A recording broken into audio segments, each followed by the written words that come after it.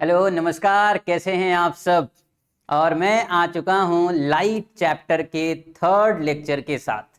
पहले लेक्चर में हम लोगों ने कंप्लीट किया रिफ्लेक्शन ऑफ लाइट और उसकी सारी प्रॉपर्टीज पढ़ी डीपली। मिरर फार्मूला तक की बातें समेटने के बाद लेक्चर 2 में हम लोगों ने कवर किया क्या, mirror formula, magnification formula, F is equal to R/2 से रिलेटेड कुछ क्वेश्चंस, और वो क्वेश्चंस जो एग्जाम के लिए इंपॉर्टेंट हैं और साथ में पीछे के कॉन्सेप्ट को भी क्लियर करते हैं। अब लेक्चर नंबर 3 में हम लोग कवर करने वाले हैं रिफ्रैक्शन ऑफ लाइट की सारी प्रॉपर्टी, जो कुछ भी आपके कोर्स में है सब कुछ, और थोड़ी बहुत चीजें एक्स्ट्रा जो न्यूमेरिकल सॉल्व करने में आपकी मदद करेंगी। तो मैं आपसे ये उम्मीद करता हूं कि जैसे पहले और दूसरे लेक्चर को आपने बड़ी गंभीरता से देखा है, उसी तरीके से तीसरे लेक्चर को भी आप देखेंगे। और अगर तीसरा लेक्चर सीधे आपको मिला और पहला और दूसरा लेक्चर नहीं देखे हैं तो भी घबराने की कोई बहुत आवश्यकता नहीं है। पहला और दूसरा लेक्चर आप जाकर के बाद में देख लीजिएगा, और या तो अगर आप देख करके आते हैं तो आपका थर्ड वाला लेक्चर ज्यादा समझ में आएगी। लेकिन मैं ये नहीं कह सकता कि पहला और दूसरा लेक्चर नहीं देखा तो तीसरा लेक्चर नहीं आएगा। पहला और दूसरा अगर अभी नहीं देखे हैं और आप थर्ड लेक्चर देख रहे हैं तो आपको रिफ्रैक्शन की प्रॉपर्टी समझ में आएगी। क्यों? क्योंकि बचपन से हम लोग अगर क्लास 10th तक आ गए हैं तो जाहिर सी बात है कि 6th 7th 8th में रिफ्लेक्शन की डेफिनेशन तो सीखा ही होगा। कुछ छोटी मोटी बातें तो लाइट से रिलेटेड तो जानते ही होंगे, और अगर वो जानते हो और उसके बाद सीधा रिफ्रैक्शन पढ़ते हो तो समझ में आ जाएगा। रिफ्रैक्शन के बारे में जिसमें आज के टॉपिक में आज की क्लास में बात करेंगे, उसके बारे में भी कुछ छोटी मोटी जानकारी क्लास 6 7 8 से मिलना स्टार्ट हो जाती है। जैसे सबसे पहले तो डेफिनेशन हम लोग जान जाते हैं। Definition of refraction of light ये क्लास 7th 8th में ही समझ जाते हैं, और वहां से ये सिलसिला शुरू होता है और फिर ये ऑप्टिक्स का फॉर्म लेता है, और ऑप्टिक्स में बहुत डीप नॉलेज आगे हम गेन करते हैं जिससे जैसे हमारी क्लासेस बढ़ती जाती हैं। फिलहाल क्लास पूरी तरीके से इंफॉर्मेटिव, इंगेजिंग और नॉलेजफुल होने वाली है। एक भी मिनट का क्लास स्किप नहीं करना है, एंड तक देखना है। क्यों? क्योंकि क्लास की ड्यूरेशन में कोई भी बातें नहीं होती हैं, और अगर क्लास की ड्यूरेशन में कोई बात नहीं होने वाली है, पूरा का पूरा क्लास इंफॉर्मेटिव है, तो अगर बीच में आपने कुछ भी चीजें स्किप करी तो इसका मतलब क्या होता है? इसका मतलब ये है कि आपने कुछ नॉलेज स्किप कर दिया। तो फिलहाल रिफ्रैक्शन ऑफ लाइट, लाइट की दूसरी प्रॉपर्टी को पढ़ने चलते हैं हम लोग स्लाइड नंबर 1 के साथ। रिफ्रैक्शन ऑफ लाइट क्या कहता है, डेफिनेशन क्या है रिफ्रैक्शन ऑफ लाइट की, हमने क्लास 6 7 8 में पढ़ा और इसके बारे में जाना। रिफ्रैक्शन ऑफ लाइट होता क्या है? देखो बेटा, रिफ्रैक्शन ऑफ लाइट ये कहते हैं कि जब एक मीडियम से दूसरे मीडियम में लाइट जाती है, when light goes from first medium to second medium then they deviate from their initial path, तो लाइट अपने इनिशियल पाथ से डेविएट हो जाती है। This property of deviation of light is termed as refraction of light. Light के मुड़ जाने की इस प्रॉपर्टी को, अपने इनिशियल ट्रैक से हट जाने की इस प्रॉपर्टी को रिफ्रैक्शन ऑफ लाइट कहते हैं। यानी लाइट अगर एक मीडियम से दूसरे मीडियम में जा रही है तो दूसरे मीडियम में जब गई, जब दूसरे मीडियम में एंटर किया तो जिस ट्रैक से वो आ रही थी उस ट्रैक पे आगे कंटिन्यू नहीं किया, बल्कि उसने अपने पाथ को थोड़ा सा डेविएट कर लिया। अब अगर उसने अपने पाथ को डेविएट कर लिया है तो डेविएशन की ये प्रॉपर्टी एक कंटिन्यूअस फिनोमेना है, और इस फिनोमेना को हम लोग रिफ्रैक्शन ऑफ लाइट कहते हैं। बात आती है कि मीडियम कितने तरह के होते हैं। मीडियम बच्चा 2 प्रकार के होते हैं। मीडियम कितने तरह के होते हैं? 2 तरह के। कौन कौन से मीडियम होते हैं? पहला मीडियम होता है रेयरर मीडियम। दूसरा कौन सा मीडियम? Denser medium. क्या सर जरूरी है कि पहला रेयरर ही दूसरा डेंसर ही हो? नहीं, ये जरूरी नहीं है। केवल हम इतना बोल सकते हैं कि मीडियम 2 तरह के होते हैं बेटा। जिसकी डेंसिटी ज्यादा है वो डेंसर मीडियम, जिसकी डेंसिटी कम है वो रेयरर मीडियम। जिसकी डेंसिटी ज्यादा है वो डेंसर मीडियम, और जिसकी डेंसिटी कम है वो रेयरर मीडियम। 2 तरह के मीडियम होते हैं। अब जैसे सपोज करो कि एक तरफ एयर है, एक तरफ ग्लास है, बताओ किसकी डेंसिटी ज्यादा है? ग्लास की डेंसिटी ज्यादा है, तो जिसकी डेंसिटी ज्यादा है वो डेंसर मीडियम हो गया, और जिसकी डेंसिटी कम है वो कौन सा मीडियम हो गया बेटा? रेयरर मीडियम हो गया। तो जिसकी डेंसिटी ज्यादा वो डेंसर मीडियम, जिसकी डेंसिटी कम वो रेयरर मीडियम। अब सपोज करते हैं कि कोई लाइट इंसिडेंट रे आ रही है रेयरर मीडियम से डेंसर मीडियम की ओर। कहां से कहां आ रही है बच्चा? रेयरर मीडियम से डेंसर मीडियम में आ रही है। और जब ये डेंसर मीडियम में आ रही थी यहां तक तो सब कुछ ठीक था। अब ये है सेकेंड मीडियम का सरफेस, यहां से जब ये आया तो इसको जाना कैसे चाहिए था बेटा, इसको कायदे से जाना तो ऐसे चाहिए था, इस तरीके से ऐसे जा सकता था, लेकिन नहीं, इधर इनको नहीं जाना है। अब ये गया किधर में, थोड़ा सा डेविएट होकर के चला आया। अब ये जो थोड़ा सा डेविएट होकर के आने की जो इसकी आदत है, इसी आदत को रिफ्रैक्शन ऑफ लाइट कहते हैं। सर क्या हमेशा एक मीडियम से दूसरे मीडियम में जब लाइट जाएगी तो डेविएट होगी? बिल्कुल पक्की बात है बेटा, अगर एक मीडियम से दूसरे मीडियम में लाइट जाती है और अगर वो किसी एंगल से होकर के आती है तो पक्का डेविएट होगी, और अगर वो परपेंडिकुलर आती है तो ये जरूरी नहीं है कि वो डेविएट हो। अगर परपेंडिकुलर आती है तो केवल एक ही केस बचता है बेटा, अगर परपेंडिकुलर आती है तो फिर डेविएशन की प्रॉपर्टी वो नहीं देगी। लेकिन अगर रिफ्रैक्टिंग मीडियम है, अगर वो ट्रांसपेरेंट मीडियम है, अगर लाइट इस पार से जाकर के सेकेंड मीडियम में एंटर कर सकती है तो डेफिनेटली वो डेविएशन की प्रॉपर्टी देगी। और कब तक देती है बेटा? जब तक कि कुछ केसेस नहीं बनने लगते, जैसे TIR के केसेस नहीं बनने लगते, जो लास्ट तक हम लोग कवर करेंगे। जब परपेंडिकुलर लाइट कहीं एंटर कर जाती किसी मीडियम में तो भी वो डेविएट नहीं होती। तो ये दो केसेस को अगर हटा दे तो सारे के सारे केसेस में लाइट अंदर जाते समय अपने इनिशियल ट्रैक से डेविएट होती है। तो सर ये किस तरह से डेविएट होती है? अब इसके डेविएशन का नेचर क्या है? डेविएशन का नेचर अगर हम लोग समझेंगे तो हमने दो तरीके के मीडियम्स देखे। कौन कौन से मीडियम देखे बेटा? एक तो देखा रेयरर मीडियम, एक देखा डेंसर मीडियम। लाइट जब डेंसर मीडियम, रेयरर मीडियम से डेंसर मीडियम में आ रही है, लाइट जब रेयरर मीडियम से डेंसर मीडियम में आ रही है तो वो टुवर्ड्स द नॉर्मल बेंट हुई है। देखो यहाँ पे क्या है, ये क्या है बेटा? नॉर्मल। अब इन सब बात पे क्या क्यों चर्चा करना, क्योंकि ये तो आपको पता है, normal is the direction of plane. अब ये क्या है? नॉर्मल है। लाइट किधर जा रही है? इंसिडेंट रे आई और इसको किधर जाना चाहिए था? इधर। इधर न जाकर के टुवर्ड्स द नॉर्मल मुड़ गई। इसका मतलब ये हो गया कि लाइट जब रेयरर मीडियम से डेंसर मीडियम में जाती है तो टुवर्ड्स द नॉर्मल शिफ्ट हो जाती है। लाइट जब कहां से कहां जाती है? रेयरर मीडियम से डेंसर मीडियम में जाती है तो टुवर्ड्स द नॉर्मल शिफ्ट होती है। लेकिन अगर लाइट किधर से किधर जाए बेटा? डेंसर मीडियम से रेयरर मीडियम में जाए। लाइट किधर से किधर जानी है बेटा? डेंसर मीडियम से रेयरर मीडियम में। तो ये जाना इसको ऐसे चाहिए, लेकिन ये इधर नहीं जाएगी। अब ये away from the normal bent हो जाएगी। लाइट जब डेंसर से रेयरर जाती है बेटा, किधर से किधर जाती है? डेंसर से रेयरर। ध्यान से समझो, लाइट जब डेंसर से रेयरर जाती है तो क्या होगा बेटा?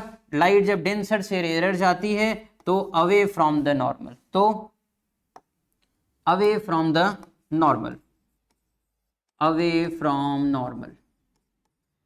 और अगर किधर से किधर जाए बेटा?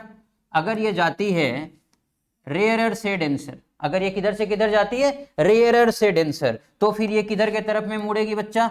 तब ये मुड़ेगी टुवर्ड्स द नॉर्मल। सर समझ में आ गया? क्या समझ में आ गया? कि अगर ये लाइट रेयरर मीडियम से डेंसर मीडियम में जा रही है, रेयरर मीडियम से डेंसर मीडियम में जा रही है तो टुवर्ड्स द नॉर्मल मुड़ जाएगी।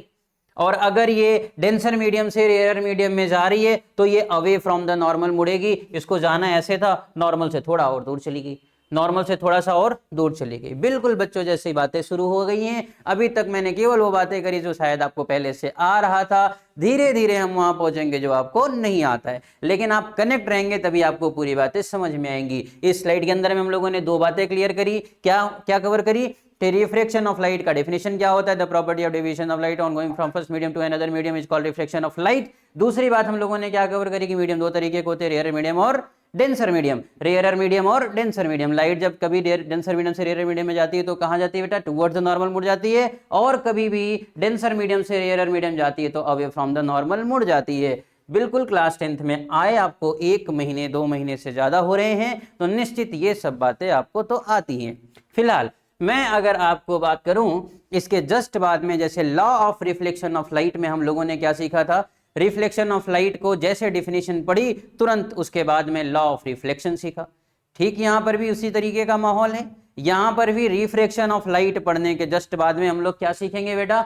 Law of refraction of light. अब law of refraction of light की जो पहली लाइन है ये बिल्कुल रटी हुई है आपको। वो क्या होता है बेटा? कि इंसिडेंट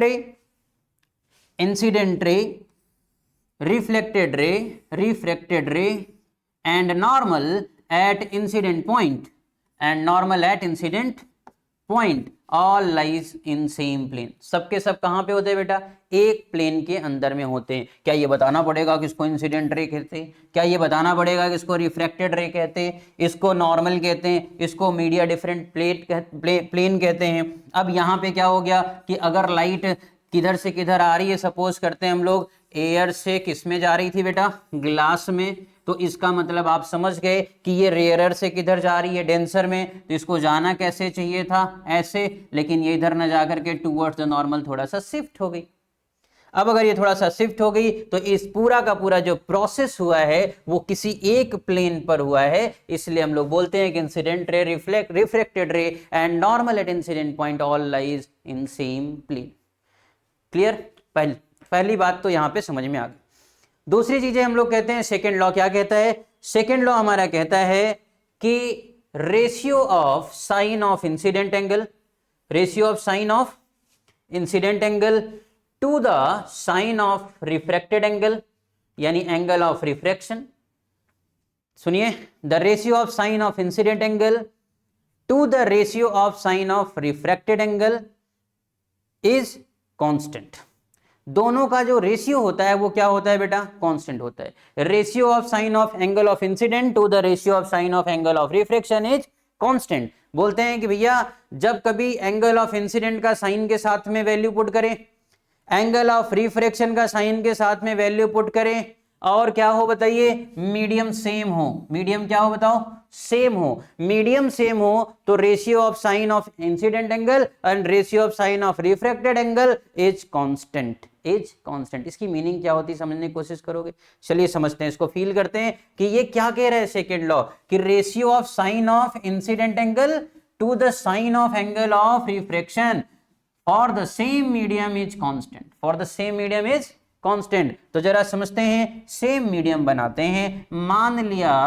मान लिया कि यहां पर एक ग्लास है, नीचे में कौन सा मीडियम है बच्चा? Glass medium. ऊपर में कौन सा मीडियम है? Air medium. यहां पे एयर है और ये कौन सा मीडियम नीचे है? एक स्लैब लगा रखा है जिसको हम लोग क्या बोल रहे हैं? ग्लास। ऊपर में है एयर, नीचे में है ग्लास। लाइट इधर से इंसिडेंट हो रही है। लाइट इस साइड से क्या हो गई बेटा? इंसिडेंट हुई। लाइट जब यहां पे इंसिडेंट हुई तो जाहिर सी बात है कि कुछ ना कुछ एंगल ऑफ इंसिडेंट बनाई होगी। इसको मैंने क्या बोल दिया? आई। इसको क्या बोल दिया बेटा? आई। तो ये हो गया हमारे पास में साइन ऑफ आई। ध्यान से समझें, ये क्या हो गया? साइन ऑफ आई। जो भी आई बनाया किसी भी इंसिडेंट एंगल पे गिर गया और मैंने उसका क्या ले लिया? साइन ऑफ आई। अब इसके बाद में ये हो गया नॉर्मल। अब क्योंकि ये कहां से कहां जा रही है? रेयरर से डेंसर मीडियम में जा रही है, तो ये किधर के तरफ में मुड़ जाएगी बेटा? Towards the normal. अब ये मुड़ गई। इसने कितना एंगल बनाया बेटा? यहां पर बनाया इसने आर। ऊपर से आ रही थी तो क्या बनाया? आई। नीचे जब जा रही तो कितना बनाया? आर। तो यानी ये क्या हो गया बेटा? Sine R. अब sine I upon sine R. मान लेते हैं कि कुछ एंगल ऑफ इंसिडेंट रहा होगा और कुछ एंगल ऑफ रिफ्लेक्शन रहा होगा। ये दोनों मिल करके रिफ्रैक्शन रहा है। ये दोनों मिल करके sine I upon sine R को जब हमने सॉल्व किया तो सॉल्व करने के बाद कोई एक वैल्यू दे दिया। मान लेते हैं वो वैल्यू कितनी है? वो वैल्यू है n। सॉल्व करने के बाद कितनी वैल्यू आ रही है? n आ रही। ऐसा सपोज कर लिया मैंने। मतलब जो साइन आई आया और जो साइन आर आया, जब उसके साथ वैल्यूज पुट करते, जैसे आई के जगह पे क्या मान लो 30 पुट कर दिया, आर के जगह पे कितना 25 पुट कर दिया, तो साइन 30 अपॉन साइन 25 को जब तुमने सॉल्व किया तो वैल्यू को यहाँ पे जो भी मिल रही है, क्योंकि 25 को तो तुम सॉल्व इतनी आसानी से कर नहीं पाओगे, तो वो चीजें अगर मैंने जब इसको सॉल्व किया तो यहाँ पे सॉल्व करने के बाद में कितना आ रहा है? n। मान तो सकते हैं ना, साइन 25 सॉल्व नहीं कर सकते, मान तो सकते हैं कि मान लिया साइन 30 पे ये आ रहा है और इस बार इधर कितना बना दिया बेटा? साइन 25। तो साइन 30 और इधर में कितना? साइन 25। इन दोनों को सॉल्व किया तो वैल्यू कितनी आई? n। ये पहला केस लिया। दूसरी बार फिर से इसी एक्सपेरिमेंट को किया गया। अब दूसरी बार जब इस एक्सपेरिमेंट को किया जा रहा है, फिर से रेज भेजी गई, तो देखो कैसे रेज आई। मान लिया किसी और एंगल ऑफ इंसिडेंट पे आ गया। ये इस बार एंगल ऑफ इंसिडेंट थोड़ा छोटा रखा और इसका नाम था बेटा x डिग्री। कितना नाम है इसका? x degree. Angle of incident थोड़ा छोटा रख दिया, ये आ रही लाइट। अब अगर ये लाइट आ रही तो जाहिर सी बात है कि ये भी क्या करेगा, ध्यान से समझना, ये लाइट जो जा रही है ये भी टुवर्ड्स द नॉर्मल शिफ्ट होगी, टुवर्ड्स द, क्यों, क्योंकि मीडियम सेम है। मीडियम क्या है बच्चा, सेम है। अब अगर मीडियम सेम है तो ये आने वाली लाइट और ये जाने वाली लाइट, अगर यहां पे एंगल बना तो मैंने इस एंगल को क्या मान लिया, वाई, एक्स, और ये क्या है, वाई। तो फिर इसी पे हम लोग लगाते हैं ये लॉ। इस पे अगर हमने ये लॉ लगाया तो कितना आया बेटा, sine X upon sine Y is equal to, क्योंकि मीडियम सेम था तो एक्सपेरिमेंट ने इस वैल्यू को कितना दिया, अगेन एन। एक्सपेरिमेंट ने इस वैल्यू को कितना दिया, अगेन एन। बोले यार ये तो गजब की बात है, मीडियम सेम रख रहे हैं तो उसी तरीके से वो रिफ्लेक्ट कर रही है कि जो एंगल आई और एंगल आर का साइन के साथ में रिलेशन बन रहा है, जब रेशियो निकाल रहे हैं तो सेम आ रहा है। बोले एक बार और करके देखते हैं। बोले इस बार हम लोग किसी और एंगल ऑफ इंसिडेंट पे गिराते हैं, तो मैंने एक किसी और एंगल ऑफ इंसिडेंट पे गिरा दिया रेस को, और जब इस एंगल ऑफ इंसिडेंट पे गिराया और इस एंगल ऑफ इंसिडेंट का नाम रख दिया ए, मान लेते हैं ए एंगल ऑफ इंसिडेंट पे गिराया, ए डिग्री पे, कितने डिग्री पे बेटा, ए डिग्री पे। समझ पा रहे हो कि बिल्कुल समझ रहे हो कि इस बार हमने ए एंगल ऑफ इंसिडेंट पे लाइट को गिराया। जब मैंने ए एंगल ऑफ इंसिडेंट पे गिराया तो लाइट भी बहुत चालाक थी, इसको जाना तो कायदे से ऐसे चाहिए था, लेकिन ये एरर से डेंसर जा रही है, तो एरर से डेंसर जाने का जो नाटक है वो टुवर्ड्स द नॉर्मल है। किधर है बेटा, टुवर्ड्स द नॉर्मल। अब ये यहां से जब आई तो इसने बी डिग्री बनाया एंगल ऑफ रिफ्लेक्शन में। ए डिग्री कब बनाया, angle of incident, B degree कहां पे बनाया, एंगल ऑफ रिफ्लेक्शन। तो फिर इसी बात को यहां पे सॉल्व करने की कोशिश की गई। तो जब इस बात को यहां पे सॉल्व करने की कोशिश की गई तो क्या आया बेटा, sine A upon sine B is equal to, sine A degree upon sine B degree is equal to again again again N.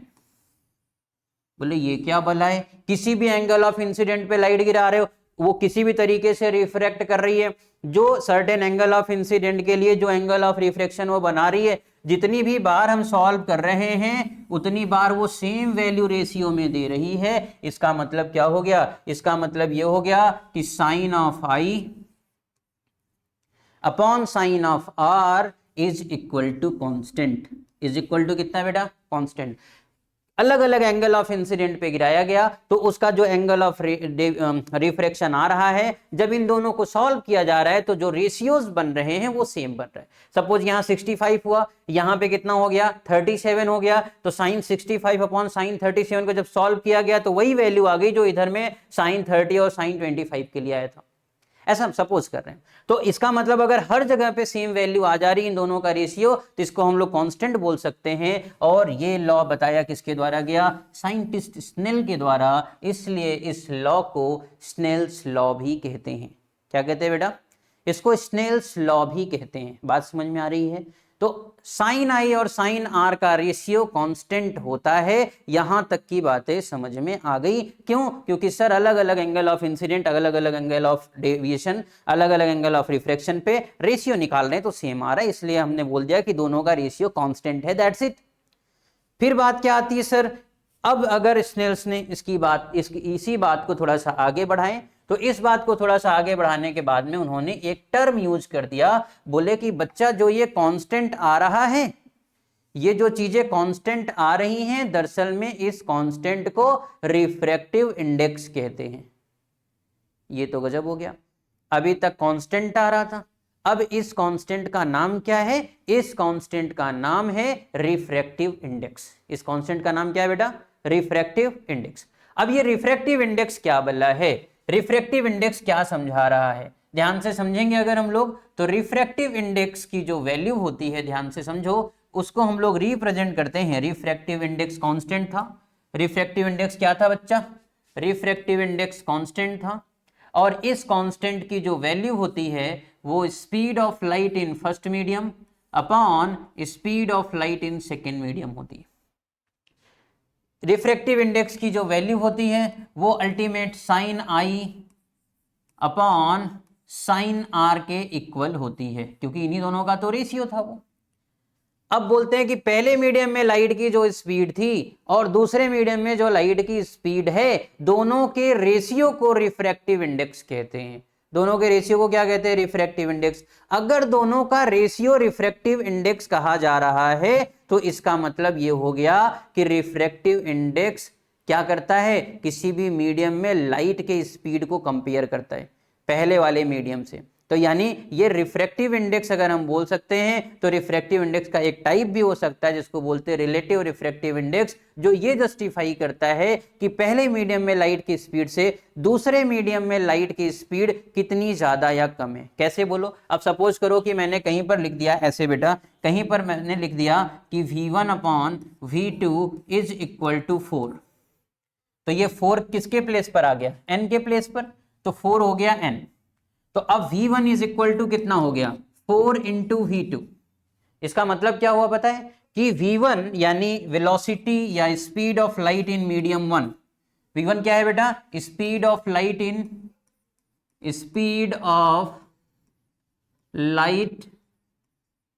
In medium 1। In medium 1। फिर क्या है? V2 क्या है बेटा? Speed of light in medium 2। V2 क्या है बेटा? Speed of light in second medium या मीडियम 2। तो speed of light in medium 1 upon speed of light in medium 2। तो ये क्या बता रहा है? कि पहले मीडियम में लाइट की स्पीड दूसरे मीडियम में लाइट की स्पीड से 4 गुना ज्यादा है, 4 times greater than that of the first medium. Speed of light in second medium is 4 times greater than that of the first medium. कि सेकेंड मीडियम में लाइट की स्पीड फर्स्ट मीडियम के light की speed से 4 गुना ज्यादा है। कितने गुना ज्यादा है बेटा? वो हो गलत बोल रहा हूं मैं। सेकेंड मीडियम में लाइट की स्पीड फर्स्ट मीडियम में लाइट की स्पीड से 4 गुना कम है। क्यों? क्योंकि 4 से मल्टीप्लाई करने के बाद ये V1 के इक्वल आ रहे हैं। तो किस मीडियम में लाइट की स्पीड ज्यादा है? फर्स्ट मीडियम में लाइट की स्पीड ज्यादा है। तो किसने कंपेयर करके बताया? सर ये 4 ने बताया। इसका मतलब क्या कर रहा है? Refractive index speed of light को कंपेयर कर रहा है। Refractive index speed of light को कंपेयर कर रहा है। बात समझ में आ रही है? Refractive index speed of light को क्या कर रहा है बच्चा? कंपेयर कर रहा है कि किस मीडियम में लाइट की स्पीड ज्यादा है और किस मीडियम में लाइट की स्पीड कम है। अब कहते हैं सर अगर फर्स्ट मीडियम का चर्चा ही ना किया गया हो तो, पहले मीडियम का अगर कोई जिक्र ही ना हो तो तब क्या करेंगे? बेटा अगर पहले मीडियम का कोई चर्चा नहीं किया गया है, सीधा सेकेंड मीडियम की बात करी जा रही है, तो इसका मतलब हो गया कि पहले मीडियम को आपने एयर लेना है। अगर सीधा सेकेंड मीडियम की बात करी जा रही है या गिवन मीडियम की बात करी जा रही है, पहला मीडियम दिया ही नहीं गया है, तो आपको सीधा क्या कर लेना है? पहले मीडियम को एयर कंसिडर कर लेना है। और एयर में लाइट की स्पीड क्या होती है? एयर में लाइट की स्पीड होती है बच्चा c। क्या कहते हैं इसको? c मतलब क्या? Speed of light in air 3 into 10⁸ metre per second. एक बार बोलो, speed of light in air is 3 into 10⁸ metre per second. तो ये हो गया बेटा c। इसको हम लोग ब्रैकेट में लिख लें 3 into 10⁸ metre per second upon में कितना बच्चा? Speed of light in second medium. Speed of light in second medium, क्या मैं इसको v बोल सकता हूं? जी बिल्कुल बोल सकते हैं सर, c अपॉन v। लेकिन अगर रिलेटिव रिफ्रैक्टिव इंडेक्स है, दो मीडियम गिवन है, दो मीडियम अगर गिवन है तो उसको लिखने का तरीका क्या होता है? उसको लिखने का तरीका होता है 1n2। उसको लिखने का तरीका क्या होता है? 1n2। 1n2 क्या बता रहा है? 1n2 बताता है कि रिफ्रैक्टिव इंडेक्स ऑफ, ध्यान से समझना और मेरे साथ में बोलना, refractive index of second medium with respect to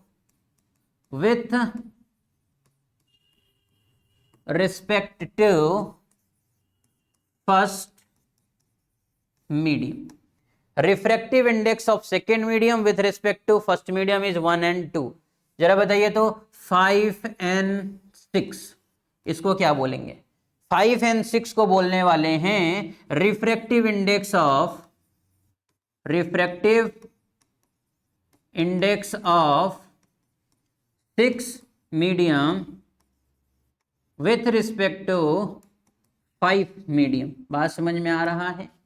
अगर मैंने इसके जगह पे पी एन क्यू लिख दिया तो बोलेंगे refractive index of Q with respect to P.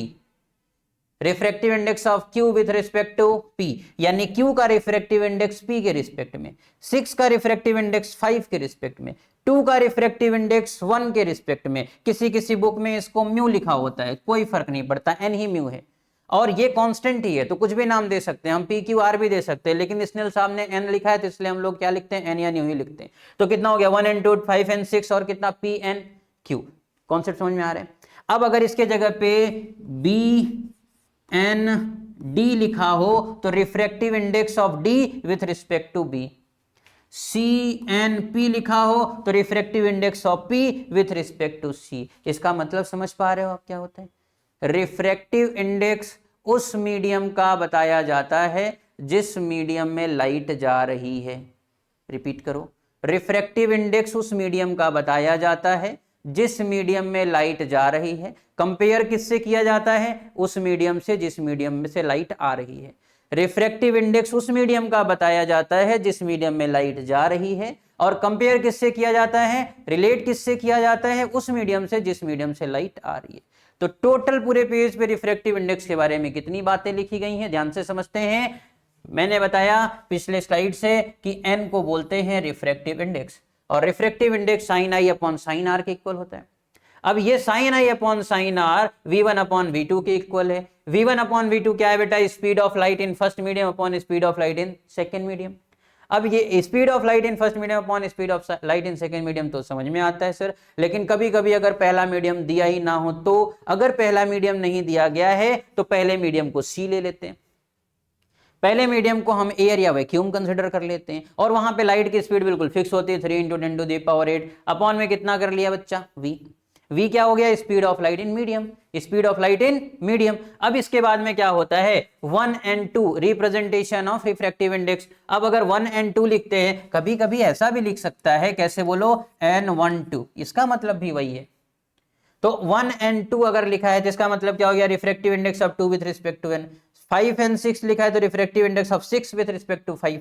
अब ये बता क्या रहा है? बता तो वही रहा है कि दो मीडियम में लाइट की स्पीड को कंपेयर करना है, लेकिन अब दो मीडियम में लाइट की स्पीड को कंपेयर करते करते इतने फॉर्मूले बनते चले गए। और एक फॉर्मूला और होता है कि अगर दोनों मीडियम का रिफ्रैक्टिव इंडेक्स गिवन हो, दोनों मीडियम का रिफ्रैक्टिव इंडेक्स गिवन हो, तो बताइए हम ऐसे कंडीशन में जो हमारा रिलेटिव रिफ्रैक्टिव इंडेक्स होता है वो कितना होता है? तो relative refractive index n2 upon n1 के इक्वल होता है। यानी कभी कभी हम इसको कंपेयर कर सकते हैं किससे? बताओ, कि किसी मीडियम में, देखो यहां से कि यहां पे क्या हो गया, अगर मैं इस बात को यहां पे कोट करूं कि n की वैल्यू v1 अपॉन v2 के इक्वल है, तो कि अगर मैं इसको v1 अपॉन v2 के इक्वल ले रहा हूं, अगर किसके इक्वल ले रहा हूं? v1 अपॉन v2 के, ध्यान से देखें, v1 अपॉन v2 के इक्वल ले रहा हूं, तो क्या ये v1 upon v2 n2 upon n1 के इक्वल हो गया? अब अगर इसी को और इज्जत से सॉल्व करते हैं तो क्या ये n1 v1 is equal to n2 v2 बना? हेलो, क्या ये n1 v1 is equal to n2 v2 बना? बिल्कुल बना। कैसे बन रहा है? देखो, v1 अपॉन v2 इधर से उठा के लेके आया मैं, कहां था ये? यहां रखा हुआ था। ये तो कहां था भाई? ये तो यहां था। ये जो डेटा है ये कहां था? ये यहां पे था। हम इसको यहां से उठा करके कहां पे ले आए? यहां पे। अब v1 अपॉन v2 की जो वैल्यू है वो n2 अपॉन n1 के इक्वल आ गई, तो अब इसको हम क्रॉस मल्टीप्लीकेशन ठोक दिए। अगर इसको क्रॉस मल्टीप्लाई करते हैं तो n1 v1 is equal to n2 v2, तो क्या हम कह सकते हैं कि speed of light in any medium और उसके रिफ्रैक्टिव इंडेक्स का मल्टीप्लीकेशन कांस्टेंट होता है? ये भी एक फॉर्मूला है। यानी क्या मैं बोल रहा हूं कि v और n का मल्टीप्लीकेशन एक कांस्टेंट होता है। अरे भाई, तभी तो n1 v1 is equal to n2 v2 आ रहा है। अगर ये कांस्टेंट ना होता तो n1 v1 और n2 v2 क्यों आता? अगर n1 v1 n2 v2 के इक्वल आ रहा है तो इसका मतलब n और v का मल्टीप्लीकेशन कांस्टेंट है। किसी एक मीडियम में उसके रिफ्रैक्टिव इंडेक्स और उस मीडियम में लाइट की स्पीड, इन दोनों का मल्टीप्लीकेशन कांस्टेंट होता है। सर कितनी सारी बातें याद करनी पड़ेंगी। कुछ याद नहीं करनी पड़ती बेटा, प्रैक्टिस से आ जाता है सब कुछ, प्रैक्टिस से सब आ जाएगा, इतना टफ नहीं है, बिल्कुल आसानी से। देखो यहाँ पे v1/v2 को उठा लें, तो देखो यहां से फिर से उठाते हैं v1/v2 को, तो v1/v2 को बच्चा उठा लिया मैंने, इसके जगह पे पुट कर दिया, तो n की वैल्यू v1/v2, यही value sin i upon sin r के, यही वैल्यू c अपॉन v के, और यही वैल्यू 1 n2 के, और यही वैल्यू किसके बताइए n2 अपॉन n1 के। तो एक शॉर्ट में अगर हम लोग इस बात को कंप्लीट करें तो शायद पूरा फॉर्मूला जो बन रहा था, हालांकि TIR समझाना है यहाँ पे, लेकिन पूरा फॉर्मूला जो बन रहा था एक शॉर्ट में हम लोग देखते हैं, तो उसको क्या देखेंगे कि n क्या है, n रिफ्रैक्टिव इंडेक्स है, उसी की वैल्यू किसके इक्वल है, sine i upon sine r के, इसी की वैल्यू किसके इक्वल है, v1/v2 के, इसी को क्या कहते हैं 1 n2 यानी refractive index of 2 with respect to 1, इसी को क्या कहते हैं बताओ, c अपॉन v जब कभी पहला मीडियम नहीं गिवन हो, और यही किसके इक्वल होता है बेटा n2 अपॉन n1 के। और इन दोनों रिलेशन को, इन दोनों इक्वेशंस को, किसको किसको, इसको और इसको, दोनों को उठा लिया, तो हमारे पास में क्या बन गया, v1/v2 is equal to n2 upon n1। और अगर इन दोनों को उठा लिया क्रॉस मल्टीप्लीकेशन करने पर पता चल रहा है कि n1v1 is equal to n2v2, n1v1 is equal to कितना, n2v2, तो यानी n और v का मल्टीप्लीकेशन क्या है बच्चा, कांस्टेंट है। n और v का मल्टीप्लीकेशन क्या है, कांस्टेंट है। अगर थोड़ी देर के लिए इसको ध्यान नहीं देना और तुम यहां से यहां तक की बातें अगर आप सीखते हो, यानी हम इसको चाहें तो गायब कर सकते हैं बिल्कुल। ये अगर मैं n और v की बातें करता हूं तो क्या n और v की बातें कितनी हो गई, n और v का मल्टीप्लिकेशन क्या हो गया बच्चा, कांस्टेंट। तो एक बार इसको भी नोट कर लो, इसके पीछे की जो बातें थी उसको भी नोट कर लो। अभी तो फिलहाल स्क्रीनशॉट ले लो, बाद में नोट कर लेना इसको। तो ये पूरा का पूरा डेटा आपके पास में आ गया। इसके बाद इसी को शॉर्ट एंड समराइज्ड वे में जब लिखते हैं तो तुम कैसा मिलता है कि ये सब फॉर्मूले क्या है, रिफ्रैक्टिव इंडेक्स के ही फॉर्मूले हैं, ये सब के सब फॉर्मूला क्या है। और यहाँ पे v क्या है, v वॉल्यूम नहीं है बच्चा, v क्या है, v स्पीड है। v क्या है बच्चा, v स्पीड है। कॉन्सेप्ट समझ में आ गया बिल्कुल। तो n से रिलेटेड इतनी बातें हैं जो आगे हम न्यूमेरिकल में अचानक में यूज करेंगे, तो घबराना नहीं है, बिल्कुल नहीं घबराना है बेटा। एक एक करके आसानी से सारे कॉन्सेप्ट को हम लोग खत्म करेंगे। तो मिटाते हैं यहां तक की बातों को, ये हो गया अपना यहां तक की बातें, और इसको हमने उड़ा दिया। स्क्रीनशॉट ले लो ले लो ले लो, गया। तो अब इसके नीचे आता है बेटा, अब इसके बाद आता है हमारे पास में रिफ्लेक्शन ऑफ लाइट का एक अगला टॉपिक जिसको बोलते हैं TIR। क्या कहते हैं इसको, TIR, रिफ्रैक्शन ऑफ लाइट में अगले कदम पे, अगले पड़ाव पे हम आ चुके हैं। और यहाँ पे किस टॉपिक को कवर करने वाले हैं, TIR को अच्छे से। तो मतलब जो इसका जो डीप कॉन्सेप्ट है, थोड़ा बहुत हम लोग सरफेस को टच करेंगे, NCERT में इसमें सरफेस ही चलता है। तो TIR क्या होता है, सर हमने प्रॉपर्टी जानी लाइट की, लाइट अगर डेंसर मीडियम से रेयरर मीडियम में जाती है तो वो किधर के तरफ में मुड़ती है, away from the normal. Light अगर डेंसर मीडियम से रेयरर मीडियम में जाती है तो कहां मुड़ती है बच्चा, एक बार रिपीट करो, अवे फ्रॉम द नॉर्मल। अब अगर लाइट डेंसर मीडियम से रेयरर मीडियम में जाने पर अवे फ्रॉम द नॉर्मल मुड़ रही है, तो हम लोग पहले तो क्या बना लें, पहले एक मीडियम ड्रॉ कर लें। पहले क्या करा मैंने, एक बाउंड्री ड्रॉ कर ली। अब इस बाउंड्री से ऊपर का जो मीडियम है इसको हमने क्या मान लिया, एक कोई डेंसर मीडियम मान लिया, और नीचे में कैसा मीडियम मान लिया सर ने, एक रेयरर मीडियम मान लिया। और मान लेते हैं कि यहां से कोई लाइट कुछ इस तरीके से इंसिडेंट हो रही है। अब इस तरीके से इंसिडेंट होने का मतलब क्या कह रहा हूं कि ये नॉर्मल के साथ में कोई एंगल आई बना रही है। ये लाइट आया और नॉर्मल के साथ में कोई एंगल बना दिया, कितना बच्चा, आई। अब हमें पता है कि ये आई बना करके तो इज्जत से नहीं जाएगी, क्यों, क्योंकि इसको उससे ज्यादा एंगल बनाना है। लाइट डेंसर से रेयरर जा रही, और लाइट अगर डेंसर से रेयरर जा रही है तो ये ऐसे आर बना के, simply I is equal to R बना के तो नहीं जाएगा। ये कैसे जाने वाला है बेटा, ये थोड़ा सा इधर की तरफ में मुड़ जाएगा। बोले सर बिल्कुल समझ में आ रही है कि यहाँ पे आर की वैल्यू आई से थोड़ी सी ज्यादा है। आर की वैल्यू किससे ज्यादा है बच्चा, आई से थोड़ी सी ज्यादा है। अब फिर इसके बाद देखते हैं, अब आई जो इंसिडेंट रे है, इस इंसिडेंट रे में हमने क्या करना है कि आई की थोड़ी सी वैल्यू बढ़ा देनी है, इंसिडेंट एंगल को थोड़ा सा बढ़ा देना है। अब इंसिडेंट एंगल को थोड़ा सा मैंने बढ़ा दिया, ये कर दिया मैंने इंसिडेंट एंगल। देखो थोड़ा सा बढ़ा कि नहीं भाई, इतना था पहले, इतना था, अब क्या हो गया, आई डैश हो गया। अब अगर ये आई डैश हो गया तो एंगल ऑफ रिफ्रैक्शन भी थोड़ा सा बढ़ जाएगा, बिल्कुल बढ़ गया सर, ये भी क्या बन गया, आर डैश। लाइट किधर से किधर जा रही बच्चा, डेंसर मीडियम से रेयरर मीडियम में। मैंने जब आई इंसिडेंट किया तो कितना बना एंगल ऑफ रिफ्रैक्शन, आर, और जब मैंने आई डैश बनाया तो एंगल ऑफ रिफ्रैक्शन कितना बन गया बेटा, आर डैश। और अब आ रहा है एंगल तीसरा, हमने आई डैश की, आई की वैल्यू को थोड़ा सा और बढ़ा दिया, इसको थोड़ा सा और बढ़ा दिया, ये वाले रेस को देखना है। अब जब मैंने इसको बढ़ाया थोड़ा सा, तो फिर तो यहां से ये इसको पकड़ करके जाने लग गया एकदम से। ये तीसरा वाला रेस कैसे गया बताओ, इधर इसको ग्रेजिंग करते हुए एकदम ऊपर से चला गया। और जब ये इस तरीके से जा रहा है तो आर की वैल्यू 90 डिग्री बन रही है।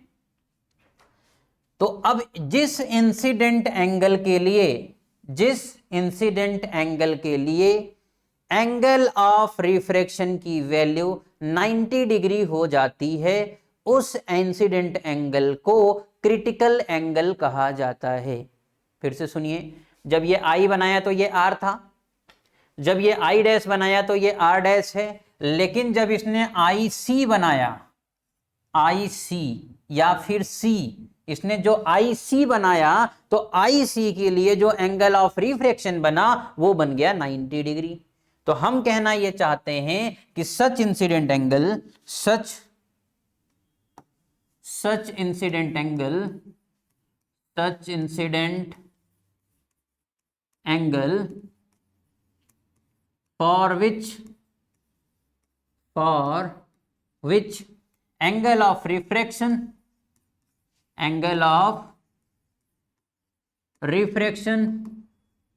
become 90 degree, that incident angle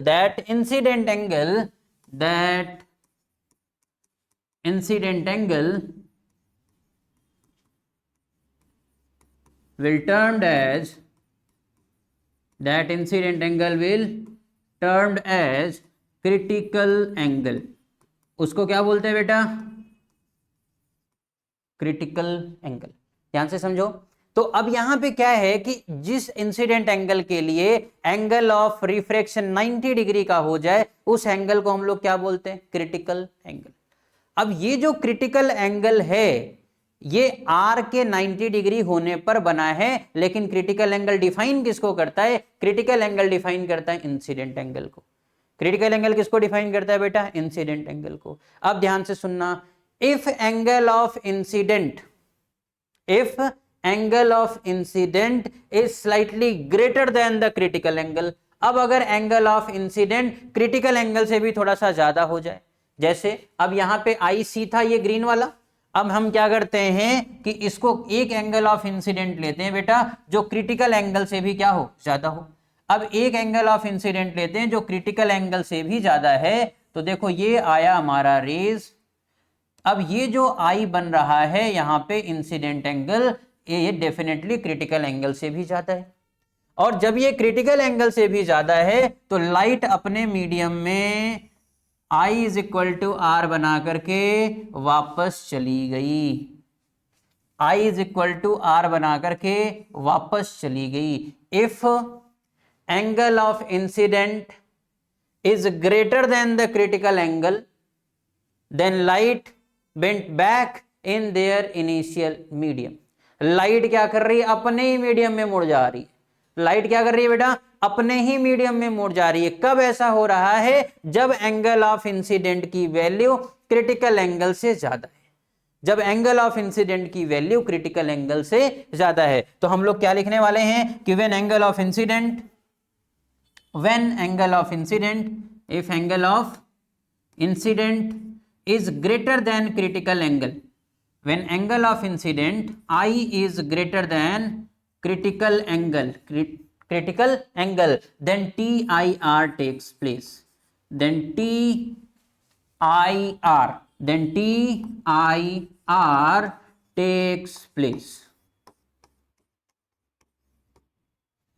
जब एंगल ऑफ इंसिडेंट की वैल्यू एंगल क्रिटिकल एंगल से भी ज्यादा हो तो अपने ही मीडियम में लाइट वापस चली जाती है, जबकि ये मीडियम रिफ्रैक्टिव मीडियम था, ये ग्लास ट्रांसपेरेंट ग्लास था, लाइट को नीचे आनी चाहिए थी, लेकिन एंगल ऑफ इंसिडेंट की वैल्यू क्रिटिकल एंगल से ज्यादा हो गई। यही रीजन है कि वो अपने ही मीडियम में वापस लौट गया। और लाइट के इस नेचर को टोटल इंटरनल रिफ्लेक्शन कहते हैं। इस इंसिडेंट को टोटल इंटरनल रिफ्लेक्शन कहते हैं। टीआईआर का कॉन्सेप्ट समझ में आ रहा है बेटा? बिल्कुल, टीआईआर का कॉन्सेप्ट समझ में आ रहा है। लेकिन एक बारीक बात मैं आपको बता रहा हूं।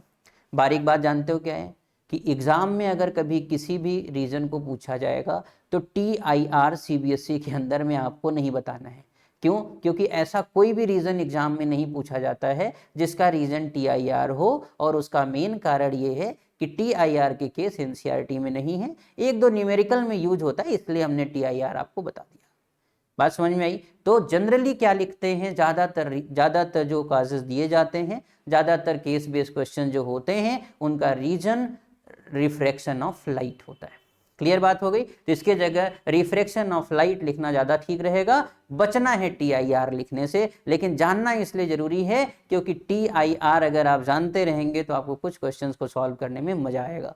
तो बेटा यहाँ पे क्या हो गया? Angle of incident is greater than the critical angle, then TIR will takes place. अब यहां तक की बातें सर थोड़ी थोड़ी समझ में आ गई है, और क्लास यहाँ पे सेकेंड लास्ट हेडिंग तक हम लोग पहुंच चुके हैं। अब धीरे धीरे करके बातें खत्म होने वाली हैं। रिफ्रैक्शन ऑफ लाइट में टीआईआर तक की केस हो गई है। टीआईआर के केस के बाद में अब थोड़ा मजेदार टॉपिक है, बिल्कुल आसानी से हल्के में एकदम आसानी से खत्म हो जाएगा, तुमको समझ में भी आएगा। क्यों? क्योंकि अभी तक वो जो बना हुआ है इसका मतलब वो क्या है, उसके अंदर में पेशेंस है, और जिसके अंदर में पेशेंस है तो उसको ये छोटी मोटी बातें आसानी से समझ में आ जाती हैं। चलो देखो बेटा, इसमें कितने, पहले तो हेडिंग पढ़ लो, एक बार ध्यान से पढ़ो। क्या लिखा है? Refraction through multiple media. अब अलग अलग मीडियम है बेटा। ऊपर का मीडियम कौन सा लिखा हुआ है? एयर। इधर में कौन सा लिखा हुआ है? वाटर। इधर में कौन सा लिखा हुआ है? ग्लास। इधर में कौन सा लिखा है? फिर से एयर। यानी लाइट अलग अलग पैरेलल मीडियम में ट्रैवल करती हुई आएगी। लाइट अलग अलग पैरेलल मीडियम में कैसे आएगी बेटा? ट्रैवल करती हुई आएगी। तो चलिए लाइट को ट्रैवल कराते हैं अलग अलग मीडियम में। लाइट को ट्रैवल कराते हैं कैसे? अलग अलग मीडियम में। थोड़ा इसको मैं नीचे कर देता हूं, उसका रीजन ये है कि लाइट को हमें यहां से लेकर के यहां तक दिखाना है। ओके, तो अब हम लोग आ गए हैं बेटा, लाइट को ट्रैवल कराएंगे अलग अलग मीडियम में। बिल्कुल मजे लेते हुए पढ़िएगा, बहुत आसान सा कॉन्सेप्ट होता है ये। चलो मैं मान लिया कि लाइट इधर कॉर्नर से निकल करके आ रही है। आ गई बच्चा? लाइट कॉर्नर से निकल के आ रही है, तो इसको सर थोड़ा किसी और कलर में लीजिए, ये दिख नहीं रहा है, तो हम इसको ले लेते हैं रेड कलर में। रेड कलर की लाइट आ रही है, तो मान लिया मैंने इधर से एक रेज आ रही है, किधर से? ऊपर से नीचे, इस तरीके से। यहां पे स्ट्रेट लाइन भी ली जा सकती है, तो कोशिश करते हैं स्ट्रेट लाइन लेने की।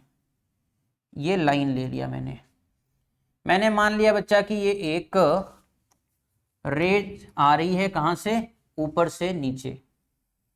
ये हो गया कुछ इंसिडेंट रे। ये क्या है बेटा? कुछ इंसिडेंट रे है जो ऊपर से नीचे की तरफ आ रही। तो इसका क्या होगा? यहाँ पे इस जगह पे होगा नॉर्मल। इस जगह पे क्या होगा बेटा? नॉर्मल। सारी चीजों को तो हम अलग अलग कलर में खींच नहीं सकते हैं, लेकिन कोशिश करते हैं। तो ये मान लिया मैंने, क्या है ये? इसका ये नॉर्मल है। अब यहाँ पर भी क्या बनेगा बेटा? नॉर्मल। अब अगर ये नॉर्मल बनता है तो जाहिर सी बात है कि यहाँ से कौन सी रेज जाएगी? ये थोड़ा सा रिफ्रैक्ट हो करके नीचे के तरफ में आएगी। लेकिन ऊपर का मीडियम कैसा है बेटा? रेयरर है, और नीचे का मीडियम कैसा है? डेंसर है। अब अगर ऊपर से रेयरर मीडियम से लाइट आ रही है, नीचे उसको डेंसर मीडियम में जाना है, तो ये क्या करेगा? ये टूवर्ड्स द नॉर्मल बेंट होने की कोशिश करेगा। ये थोड़ा सा टूवर्ड्स द नॉर्मल बना, यहाँ पे जो एंगल बना उसको मैंने क्या बोल दिया? आई, और यहाँ पे जो एंगल बना उसको मैंने बोल दिया आर। ये जो थोड़ा सा टूवर्ड्स द नॉर्मल बेंट हुआ, अब ये वाटर से ग्लास में एंट्री कर रहा है। आपको पता है वाटर और ग्लास में कौन ज्यादा डेंसर है? नहीं पता? वाटर और ग्लास में ग्लास ज्यादा डेंसर है। तो लाइट अब फिर से रेयरर से डेंसर जा रही है। लाइट किससे जा रही है बेटा? फिर से रेयरर से डेंसर जा रही है। अब अगर ये फिर से रेयरर से डेंसर जा रही है तो इसका मतलब क्या हो गया बेटा, यहाँ पे फिर से नॉर्मल बन जाएगा, और मैंने देखो यहाँ पे क्या बना दिया, एक नॉर्मल बना दिया। अब यहाँ पे जो मैंने नॉर्मल बना दिया, इसके बाद क्या होगी, लाइट फिर से टूवर्ड्स द नॉर्मल शिफ्ट होने की कोशिश करेगी। अब लाइट फिर से टूवर्ड्स द नॉर्मल शिफ्ट हो रही है, इसका मतलब क्या हो गया, अब चूंकि देखो ये दोनों लाइन पैरेलल हैं, तो अब ये दोनों लाइन पैरेलल है, तो यहाँ पे इंसिडेंट एंगल क्या बन जाएगा, आर, और यहाँ पे इंसिडेंट एंगल को हमने मान लिया आर डैश। हेलो, दिख रहा है आपको, इसको क्या बोलते हैं बेटा, आर डैश। अब ये एंगल ऑफ इंसिडेंट क्या बन गया, आर डैश। अब अगर यहाँ पे एंगल ऑफ इंसिडेंट हो गया आर डैश, तो फिर यहाँ पे नॉर्मल बनेगा, और ये जो नॉर्मल बन रहा है इसके साथ में यहां ध्यान से अगर हम लोग देखें तो इसके साथ में क्या बना रहा है बेटा, यहां से देखो तो ये अल्टरनेट एंगल बनेगा, और यहाँ पे फिर से एंगल ऑफ इंसिडेंट क्या हो गया, angle of incidence R dash हो गया। जैसे यहाँ पे आर था, यहाँ पे आर था, वैसे यहाँ पे जब आप इसको बढ़ाते हैं, देखो जूम करके देखो ध्यान से, देखो ध्यान से, तो ये कैसा दिख रहा है तुमको, अगर ये आर डैश दिख रहा है तो ये भी क्या हो जाएगा बेटा, आर डैश। अगर ये आर डैश है तो वो भी क्या हो जाएगा, आर डैश। कॉन्सेप्ट समझ में आ रहा है, तो फिर से इसको हम पीछे ले जाते हैं, ठीक। तो अब हम इसको फिर से क्या करेंगे, पीछे लेकर के जाएंगे और समझेंगे इस बात को, कॉन्सेप्ट को। चलो बेटा, इसको हम ले आते हैं सही जगह पर। एयर मीडियम है हमारा, फिसल रहा है, ये एयर मीडियम, हवा वैसे भी फिसल ही जाती है, ये देखो फिसल गया। तो अब यहाँ पे क्या हो गया, आर डैश है और ये क्या है, आर डैश है, अल्टरनेट एंगल से दोनों क्या हो गए, सेम। अब ध्यान से देखना बेटा, सेम मीडियम में एंगल ऑफ इंसिडेंट और एंगल ऑफ इमर्जेंट सेम होता है। सेम मीडियम में एंगल ऑफ इंसिडेंट और एंगल ऑफ इमर्जेंट क्या होती है, सेम होती है। यानी अगर ये यहाँ आई से आ रहा था तो यहाँ भी किससे जाएगा, आई से जाएगा। पूरा डायग्राम प्रॉपर दिख रहा है आपको, ये एंगल आई आया, आर में गया, वाटर में, वाटर से फिर किस में गया, ग्लास में, ग्लास में लगातार जाते समय ये टूवर्ड्स नॉर्मल मोड़ रहा था, लेकिन जैसे ही फिर से एयर आया, फिर से अपने ओरिजिनल एंगल पे ये जाकर के वापस चला गया। और जब ये अपने ओरिजिनल एंगल पर वापस चला गया, ध्यान से अगर देखोगे आप, तो जब ये अपने ओरिजिनल एंगल पर वापस जा रहा है तो आपको थोड़ा फील भी होगा कि ये जो एंगल आई बना रहा है वही एंगल आई इधर का इंसिडेंट एंगल था। अब हम इसमें स्नेल्स लॉ अप्लाई करने की साजिश करते हैं, हम कोशिश करते हैं कि इधर में स्नेल्स लॉ अप्लाई करें। तो चलिए करते हैं स्नेल्स लॉ को अप्लाई इस पूरे कॉन्सेप्ट में। लाइट एयर से वाटर में आया, वाटर से ग्लास में आया, ग्लास से फिर एयर में आ रहा है, और इसको हम लोग बोलते हैं फर्स्ट मीडियम। इसको क्या बोलते हैं बेटा, फर्स्ट मीडियम। इसको क्या बोल देते हैं, सेकेंड मीडियम। इसको क्या बोल देते हैं, थर्ड मीडियम। और इसको फिर से फर्स्ट बोल दें। वैसे फोर्थ मीडियम बोलना अच्छा होता है, लेकिन fourth medium will be have like a first medium. In fact fourth medium is first medium. चौथा मीडियम पहला मीडियम ही है, तो चौथा मीडियम क्या है, पहला मीडियम ही है। तो चलिए ध्यान से देखते हैं, थोड़ा पहले अलग कर लेते हैं इस सेक्शन को इस सेक्शन से, और फिर यहाँ पर हम लोग सीखेंगे कि कैसे सॉल्व करते हैं इसको, स्नेल्स लॉ कैसे अप्लाई करते हैं। अब यहाँ पे स्नेल्स लॉ अप्लाई करने जा रहे हैं हम, इस साइड में स्नेल्स लॉ क्या अप्लाई करेंगे हम लोग, स्नेल्स लॉ। ध्यान से देखो, पूरा दिख रहा है आपको। तो यहां से देखो, पहले मीडियम से दूसरे मीडियम के लिए लिखते 1 and 2। क्या लिखेंगे बेटा, 1 and 2।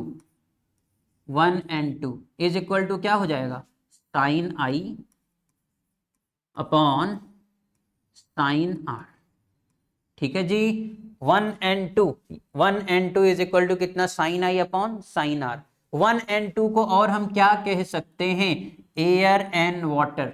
भाई एयर एंड वाटर, इसका मतलब क्या हो गया, refractive index of water with respect to air. 1 and 2 को क्या कह सकते हैं, sine I upon sine R, और इसको हम क्या कह सकते हैं, A and W. A and W मतलब क्या हो गया बेटा, refractive index of air with water, refractive index of water with air with respect to air. Next, अब देखो 2 and 3 देखते हैं, क्या देखते हैं बेटा, 2 and 3, जरा बोलो 2 and 3 इज इक्वल टू क्या हो जाएगा, 2 and 3 इज इक्वल टू क्या हो जाएगा, इधर देख करके बोलना है, 2 and 3 sine R upon sine R dash. बहुत बढ़िया, sine R upon sine R dash is equal to क्या कह सकते हैं इसको, W N G, W N G. ध्यान देना, ये एक अलग चीज है, ये क्या है बेटा, ये एक अलग चीज है, ध्यान से देखना, ये एक अलग है, और वो अलग है, ये अलग है और वो अलग है। तो अब यहां पे क्या हो गया, इसको हम लोग भी बॉक्स में कर सकते हैं, तो यानी ये अलग है ना, और वो अलग है। ये पहले से दूसरे के लिए हो गया और वो दूसरे से तीसरे के लिए हो गया। अब तीसरे से पहले की बारी। अब अगर तीसरे से पहले का हम लोग देखते हैं तो क्या आ जाएगा, बोलो 3n1, 3n1। तो क्या होगा, 3n1 is equal to sine, hello 3n1, यहां पे इंसिडेंट एंगल कौन है, r डैश। इंसिडेंट एंगल देखो भाई, यहां पे इंसिडेंट एंगल कौन है, r डैश, और यहां पे एंगल ऑफ रिफ्रैक्शन कौन है, अगेन I। सेम मीडियम में एंगल ऑफ इंसिडेंट और एंगल ऑफ इमर्जेंट सेम होता है। सेम मीडियम में एंगल ऑफ इंसिडेंट और एंगल ऑफ इमर्जेंट क्या होता है बच्चा, सेम होता है। तो यहां पे क्या हो गया, sine r dash upon sine I। तो ये कितना हो गया बच्चा, sine r dash upon sine I। ये क्या है बेटा, ये हमारी तीसरे मीडियम से चौथे मीडियम की कहानी हो गई। तो हमने इसको कुछ इस तरीके से 3 बॉक्स बना बना करके लिख लिए। Box number 1, 2 and 3, from box number 1, 2 and 3। तो देखो तीनों बॉक्सेस से क्या क्या चीजें समझते हैं। फ्रॉम बॉक्स नंबर 1, 2 एंड 3 क्या हो जाने वाला है बेटा, 1, 2 and 3, from 1, 2 and 3, from 1, 2 and 3, 1, 2 and 3 क्या मिलने वाला है बच्चा, साइन I, या हम ऐसे बोलने वाले हैं ए एन डब्ल्यू इंटू, बोलो बेटा A N W into W N G into W N G into कितना हो गया बेटा, G N A N W into W N G into G N A is equal to बताइए भैया, sine I upon sine R into sine R upon sine R dash into sine R dash upon sine I। समझ में आया क्या, नहीं?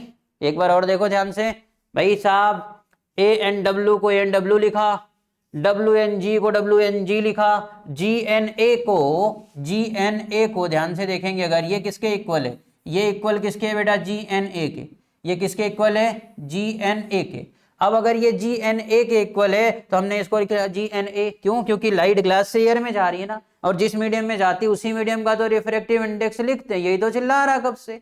तो ये glass से कहाँ लाइट जा रही है, एयर में, तो इसका मतलब जी एन ए। तो ये कितना हो गया, R dash upon sine I। तो अब क्या करते हैं, अब इन सबको साइन I से कटेगा, साइन आर से कटेगा, समझ पा रहे हो। तो अब देखो कि काटने वाले कलर से इसको हम क्या करते हैं, काट देते हैं। और फिर क्या होगा, ध्यान से देखोगे अगर, तो A N W into W N G into G N A is equal to 1। ये एक यूनिवर्सल फॉर्मूला है। ये क्या है बेटा, एक यूनिवर्सल फॉर्मूला है। किसका फॉर्मूला है, कि अगर लाइट डिफरेंट मीडिया से जा रही है, अगर लाइट किधर से जा रही है बेटा, डिफरेंट मीडिया से जा रही है, तो ये उसका एक यूनिवर्सल फॉर्मूला है जो आपको याद कर रखना है। A N W is equal to W N G into W N G into G N A is equal to 1। इसको दूसरे भाषा में भी बोल सकते हैं, वो क्या बोल सकते हैं बताओ, उसको हम बोल सकते हैं सर कि 1 and 2 into 2 and 3 into 3 and 1 is equal to 1। Is equal to कितना बेटा, 1 and 2, 2 and 3, 3 and 1 is equal to कितना, 1। ये भी लिख सकते हैं, बिल्कुल समझ में आ रहा है सब कुछ। A N W into W N G into G N A is equal to 1। फिर क्या बोलो, 1 and 2, 2 and 3, 3 and 1 is equal to 1। बोले सर इतनी चीजें समझ रहे हैं, कहाँ जरूरत पड़ेगी, न्यूमेरिकल में पड़ जाती है बेटा अचानक से। अब अचानक से न्यूमेरिकल में जब जरूरत पड़ती है तो क्या सीधा सीधा सर आ जाएगा ये लगाने के लिए, बोले नहीं, सीधा सीधा नहीं आता, एक प्रिंसिपल भी है इसमें जो काम आएगा। अब वो सर प्रिंसिपल क्या है, उस प्रिंसिपल को कहते हैं बेटा प्रिंसिपल ऑफ रिवर्सिबिलिटी। ये क्या भला होती है सर, इतनी चीजें तो बता रखी कि ये तीनों का मल्टीप्लिकेशन 1 होता है, यहां तक तो सही था सब कुछ। अब एक नया प्रिंसिपल आया जिसको बोलते हैं प्रिंसिपल ऑफ रिवर्सिबिलिटी। क्या होता है ये प्रिंसिपल ऑफ रिवर्सिबिलिटी, क्या होता है ये प्रिंसिपल ऑफ रिवर्सिबिलिटी। ध्यान से समझें, बहुत आसान सी बात होती है, केवल सीखने की जरूरत है। हम यहां कोने में लिखने जा रहे हैं principal of reversibility, principal of reversibility. क्या सिखाएगा प्रिंसिपल ऑफ रिवर्सिबिलिटी? उनका कहना बिल्कुल सिंपल सा है भाई साहब। क्या क्या कहना है कि ANG अगर कहीं लिखा है तो इसकी वैल्यू 1/GNA के इक्वल हो जाती है। Refractive index of glass with respect to air is equal to refractive index of air with respect to glass. एक बार फिर से सोचिए, refractive index of glass with respect to air is equal to refractive index of air with respect to glass. ये inverse हो गया सीधा सीधा। अब अगर मैं एक और करता हूं, ये तो ठीक है, एक और करता हूं, जैसे तुमको लिखा है PNQ, refractive index of Q with respect to P is equal to 1/QNP। Sir समझ में आ गया, आप रेसिप्रोकल कर दे रहे हैं बार बार, इधर वाले को उधर, उधर वाले को इधर कर दे रहे हैं। हाँ भाई, इसी को प्रिंसिपल ऑफ रिवर्सिबिलिटी कहते हैं।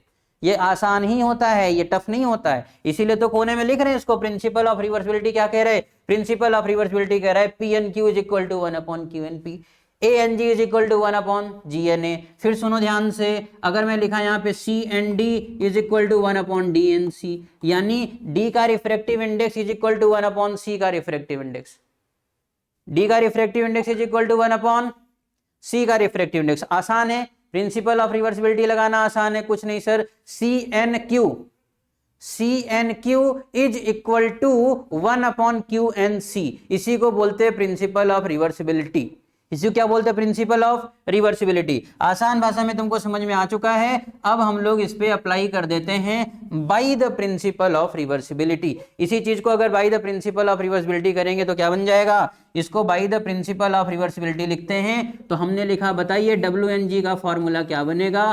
तो WNG का फॉर्मूला बन रहा है, क्या बोलो? WNG का फॉर्मूला बन रहा है 1/GNA।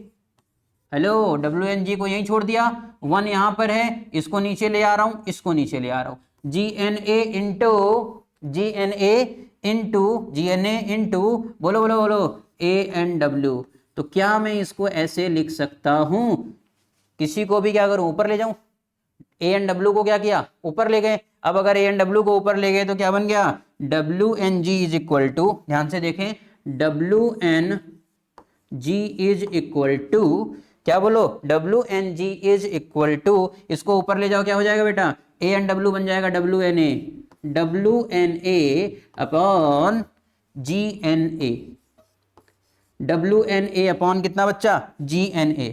अब ये जो WNA अपॉन GNA आया है, इसी को हम लोग क्या बोलते हैं? प्रिंसिपल ऑफ रिवर्सिबिलिटी के बेस पर ऊपर वाले फॉर्मूले को ही तो लिखा है, केवल मैंने प्रिंसिपल ऑफ रिवर्सिबिलिटी अप्लाई कर दिया।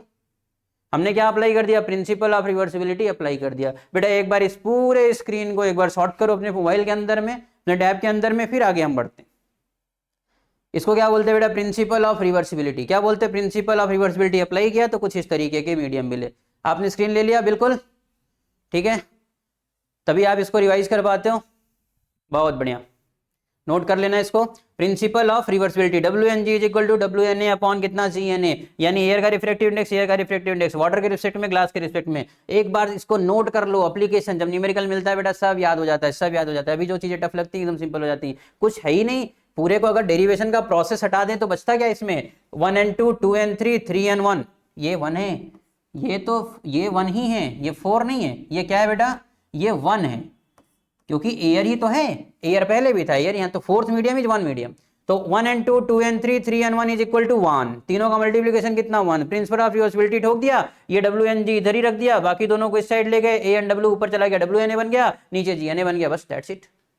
इतना ही करना होता है। अब तुमको प्रिंसिपल ऑफ रिवर्सिबिलिटी और इस refraction through the different media, ये बात तुमको थोड़ी थोड़ी समझ में आ गई है। एक बार और रिवीजन कर लेना, आपको बाद में बिल्कुल समझ में आ जाएगा। सेकेंड लास्ट स्लाइड आती है बेटा, और ये क्या है? Refraction of light in real life. क्या होता है बेटा refraction of light in real life? क्या हो सकता है refraction of light in real life? सबसे पहला जो एग्जांपल ले रखा है, mirage and looming are optical illusion resulting from refraction of light. Generally refraction of light से, नीचे से स्टार्ट करें, चलो ऊपर से ही शुरू करते हैं। रिफ्रैक्शन ऑफ लाइट से बच्चा जो सबसे पहला सबसे फेमस केस मिराज का ही बोला जाता है। जनरली ये आसान है, इसको लेकर के थोड़े कंट्रोवर्शियल भी हैं, मतलब आप देखोगे कि बहुत सारे जब बड़े टीचर्स को सुनोगे तो अलग अलग तरीके से इसको एक्सप्लेन करते हैं, लेकिन एक जनरल जो बात है, जो कॉमन बात है, जो सब लोग एक्सप्लेन करते हैं, उसको मैं आपसे शेयर कर देता हूँ। मिराज का फॉर्मेशन किस तरीके से होता है, उसका रीजन क्या होता है, ये सब समझ लो। मिराज का मतलब क्या है पहले तो ये समझते हैं। मिराज का मतलब ये है कि गर्मी के दिनों में जब तुम राजस्थान जाते हो, मत जाओ राजस्थान, रोड पर जाओ, रोड पे अगर तुम जाते हो तो तुम्हें रोड पे बहुत दूरी में पानी दिखाई देता है। हाँ बिल्कुल, जाना, कभी बस से जाना, कार से जाना, कैसे भी जाना, जब आप जाते हो तो रोड पे थोड़ी दूर पे तुमको ऐसा लगेगा पानी है, लेकिन जैसे तुम नजदीक पहुंचोगे फिर थोड़ी सी दूर पे जाओगे तो लगेगा थोड़ी दूर पे पानी है, लेकिन यहाँ तो रोड है। यानी थोड़ी थोड़ी दूर पे थोड़ा जैसे पानी जैसा कुछ इल्यूजन आता है, थोड़ा सा तुमको लगेगा कि यहाँ कुछ तो इमेज बनना चाह रहा है लेकिन बन नहीं पा रहा है, तो वाटर जैसा फॉर्म लेता है और तुम्हें दूर से लगेगा कि रोड पे पानी है, जबकि एग्जैक्ट वहां पानी होता नहीं है। उसी इमेज को मिराज कहते हैं। अब ये फॉर्म कैसे होता है, इसका रीजन क्या होती है, थोड़ा सा हम चर्चा करेंगे। बहुत डीप चर्चा करने पे बहस हो जाती है हमारी कॉन्सेप्ट के साथ में। तो देखो एक सरफेस अगर हम लोग इस कॉन्सेप्ट का समझते हैं तो वो क्या होता है, ध्यान से देखो। जैसा कि मैंने पीछे तुमको सारी बातें बताई हैं, और उन बातों में मैंने एक बात कॉमन बताई कि लाइट जब कभी भी डेंसर मीडियम से रेयरर मीडियम में जाता है तो वो अवे फ्रॉम द नॉर्मल हो जाता है। पहला केस बता रहा हूं, जल्दी जल्दी उड़ाऊंगा इधर। ये क्या हो गया बेटा, एक मीडियम है, अब ये एक सरफेस है, ध्यान से समझना। अब ये जो सरफेस है दरअसल में ये ग्राउंड है, ये सरफेस क्या है बेटा, ग्राउंड है, और गर्मी का दिन है। ग्राउंड है और दिन कैसा है बच्चा, गर्मी का। ग्राउंड है और दिन है गर्मी का। लाइट आ रही है ऊपर से नीचे। लाइट जब ऊपर से नीचे आती है बच्चा तो ध्यान से समझने की कोशिश करो। नीचे का जो स्पेस है, मैं जरूरी नहीं बोल रहा कि राजस्थान में जाओगे तभी होगा, ये यहां पर भी होता है थोड़ा बहुत, तो रोड पे भी ज्यादातर देखने को मिल जाता है। तो अब ये ऊपर से नीचे जो लाइट आ रही है, ऐसे केसेस में देखा यह जाता है कि उसकी वजह से, हीट के वजह से जो नीचे के एयर है ये ज्यादातर केसेस में यहां से उड़ करके कहां चले जाते हैं, ऊपर चले जाते हैं। और जब एयर ऊपर के तरफ में चले गए तो यहां पे इसकी डेंसिटी हो गई कम। हेलो, एयर नीचे से ऊपर चले गए, और जब एयर नीचे से ऊपर चले गए तो नीचे की डेंसिटी क्या हो गई बेटा, कम। अब ऊपर से नीचे जो रेज आ रही हैं, अगर तुम उसको ध्यान दोगे, जो रेज ऊपर से नीचे की तरफ में आ रही हैं, तो उनको एक डेंसिटी का डिक्रीजिंग ऑर्डर फेस करना पड़ेगा। डेंसिटी का क्या फेस करना पड़ेगा बेटा, डिक्रीजिंग ऑर्डर फेस करना पड़ेगा। मान लेते हैं यहां पे, तो यहां डेंसिटी थोड़ी सी ज्यादा होगी, इसके बाद डेंसिटी थोड़ी कम होगी, इसके बाद डेंसिटी और कम होगी, इसके बाद डेंसिटी और कम होगी, यहां पे डेंसिटी बहुत कम होगी। एयर की डेंसिटी डिक्रीज क्यों कर रही है, डेंसिटी से डिक्रीज इसलिए कर रही है क्यों, क्योंकि यहां की गर्म हवाएं ऊपर चली गई, और अगर गर्म हवाएं ऊपर चली गई तो रिफ्रैक्टिव इंडेक्स भी डिक्रीज करता है। क्यों, क्योंकि जिसकी डेंसिटी ज्यादा होती है उसी का रिफ्रैक्टिव इंडेक्स ज्यादा होता है, जिसकी डेंसिटी कम होती है उसका रिफ्रैक्टिव इंडेक्स भी कम होता है। जिसका डेंसिटी कम होगा उसका क्या कम होगा, रिफ्रैक्टिव इंडेक्स भी कम होगा। तो ध्यान से समझेंगे अगर इस बात को, तो डेंसिटी कंटिन्यूअसली क्या होती जाती है बेटा, डिक्रीज करती जाती है। ऐसे केस में हम लोग अगर देखते हैं तो ये लाइट जो इधर से इधर आई, इसको जाना इज्जत से ऐसे था, लेकिन ये थोड़ा सा नॉर्मल से दूर मुड़ गई। अब अगर ये थोड़ा सा नॉर्मल से दूर मुड़ी तो फिर इसको जाना ऐसे चाहिए था, अब ये फिर थोड़ा सा नॉर्मल से और दूर मुड़ गई। अब इसको जाना ऐसे चाहिए था, लेकिन अब ये नॉर्मल से थोड़ा सा और दूर मुड़ गई। हालांकि इतना मुड़ गई कि ये अब मुड़ करके इधर जाने लग गई।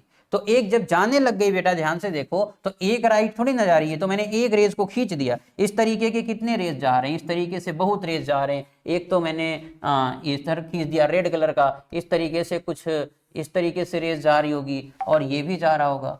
फिर यहाँ से कुछ और रेज जा रही होंगी बेटा, और ये भी ऐसे रिटर्न हो रहा होगा। तो लाइट यहाँ पर बेंट हो रहा है, लाइट यहाँ पर क्या हो रहा है, यहाँ पे TIR जैसा कुछ फील करा रहा है। कैसा फील करा रहा है, TIR। लेकिन ये TIR नहीं है। TIR तब होता है बेटा जब एक ही सरफेस से होता, ये केवल रिफ्रैक्शन ऑफ लाइट है, इसीलिए आपके कोर्स में।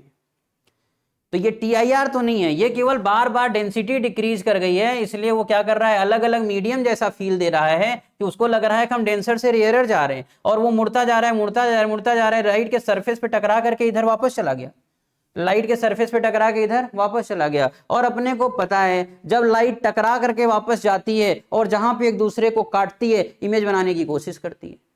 हेलो, लाइट जब टकरा के वापस जाती है तो वापस जाने के बाद किसकी कैसी कोशिश करती है, इमेज बनाने की कोशिश करती है। और वो जो इमेज बनाने की कोशिश करती है वो किसका बनती है, जहां से लाइट आ रही है। तो भाई साहब यहाँ का इमेज बनाने की कोशिश करेगी वो, यहाँ पर यहाँ का इमेज वो यहाँ पर बनाने की कोशिश करेगी। क्या बना पाएगी, नहीं, बिल्कुल क्लियर दिखता नहीं है, बिल्कुल भी क्लियर नहीं दिखता। जब वो बिल्कुल कलरलेस दिखता है, पता ही नहीं चलता क्या बना रहा है क्या नहीं बना रहा है, तो वही दरअसल में पानी की आकृति का, पानी के रंग का, पानी के जैसा फील होता है।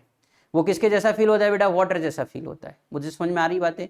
तो ये जो मिराज का केस जो तुम्हारे कोर्स में समझाने की कोशिश करी गई है वो केवल और केवल यही होता है बेटा कि वहां से लाइट आ रही है और रिफ्लेक्शन मतलब डेंसिटी कम होती जा रही है, डेंसिटी कम होती जा रही है तो वो लगातार मुड़ता जा रहा है, और एक टाइम ऐसा आता है कि ये यहाँ से मुड़ करके ऐसे वापस चला जाता है। और जब ये वापस जाता है तो जहां से मुड़ करके ये वापस जाता है, यहाँ का इमेज फॉर्म करने की कोशिश करता है। दरअसल में ये कर नहीं पाता क्योंकि यहाँ पे कोई रेगुलर बॉडी नहीं है। तो जब ये बार बार इमेज फॉर्म करने की कोशिश करती है तो इल्यूजन होता है, और वही इल्यूजन हम लोगों को मिराज कहा जाता है। वही इल्यूजन क्या कहा जाता है बेटा, मिराज कहा जाता है। कॉन्सेप्ट थोड़ा थोड़ा समझ में आ गया, थोड़ा सा ही समझना था, ज्यादा डीप नहीं समझना था। सेकेंड बात क्या आती है बेटा कि पानी के अंदर में जब हम स्विमिंग पूल का जब हम फ्लोर देखते हैं, स्विमिंग पूल का जब हम फ्लोर देखते हैं तो हमें दिखता क्या है, उसका फ्लोर थोड़ा सा ऊपर है। इसका भी रीजन क्या है बेटा, यहाँ पे जितनी भी चीजें दी गई सबका रीजन रिफ्रैक्शन ऑफ लाइट ही है। जितनी भी चीजें दी गई हैं सबका रीजन क्या है बेटा, रिफ्रैक्शन ऑफ लाइट ही है। तो जरा ध्यान से देखो कि यहाँ पे जो दूसरा रीजन दिया गया है, स्विमिंग पूल में नीचे का जो ग्राउंड है, नीचे का जो सरफेस है, उस सरफेस को थोड़ा सा जब आप ऊपर से देखते हो थोड़ा ऊपर दिखता है, ऊपर की तरफ। ऐसा क्यों होता है, ध्यान से समझो। एक जनरल फिनोमेना ले लो ना कि एक बकेट के अंदर में एक ऐसे टब रखा हुआ है और इस टब के अंदर में एक बॉल रखा है। इस टब के अंदर में क्या रखा है बच्चा, एक बॉल रखा है, और ये पूरा का पूरा पानी है इसमें। ये पूरा का पूरा क्या है बच्चा, इसमें एक पानी है। और पानी कैसा होता है, इस तरह का। तो पूरा का पूरा ऐसे पानी भरा हुआ है इसमें। अब ये जो पूरा का पूरा वाटर भरा हुआ है, ऐसे मान ले रहा हूं मैं। अब ध्यान से देखना, अब हमारे नयन इसको यहां से देखने की कोशिश कर रहे हैं। मान लिया ये हमारे सुंदर नयन है जो इसको देखने की कोशिश कर रहे हैं।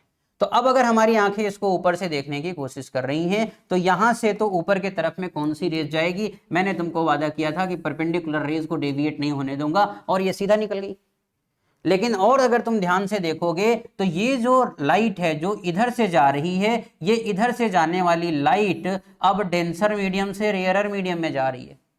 पार्टी चेंज कर दिया, परपेंडिकुलर गया तो इसको कोई फर्क नहीं पड़ा कि किस मीडियम से किस मीडियम में जा रहा है। लेकिन जब इधर जाने लगा तब इसको फर्क पड़ रहा है। क्यों, क्योंकि किसी इंसिडेंट एंगल पे जा रही है।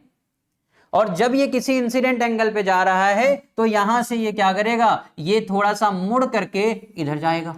क्यों, क्योंकि डेंसर से रेयरर में जा रहा है ना, तो ये थोड़ा सा डेविएट होगा। और जब ये थोड़ा सा डेविएट होगा तो फिर इमेज कहां बनाएगा, इसी को डॉटेड करके, इसी को क्या करके बेटा, डॉटेड करके पीछे के तरफ में लेके आते हैं। तो जब इसको डॉटेड करके पीछे लेके आते हैं तो इसी बॉल को ये थोड़ा सा ऊपर फॉर्म करता है। यानी जो बॉल नीचे रखी गई है वो थोड़ा सा शिफ्ट होकर ऊपर के तरफ में दिखती है। इसको एपेरेंट डेप्थ बोलते हैं, थोड़ा सा ऊपर। इसी तरीके से फ्लोर भी दिखता है, लाइट गई रिफ्लेक्ट होकर के आ रही है तो वो दरअसल में क्या हो गई, रिफ्लेक्शन की वजह से इधर चली गई, और अगर ये इधर चली गई तो ये थोड़ा सा ऊपर दिख रहा है। तो रीजन समझो, बॉल तो नीचे है लेकिन दिख ऊपर रहा है, तो रीजन क्या है, रिफ्लेक्शन ऑफ लाइट। ये दोनों केसेस उम्मीद करता हूं समझ में आ गया। इसके बाद तीसरा कॉन्सेप्ट किसका बनता है बेटा, रेनबो का।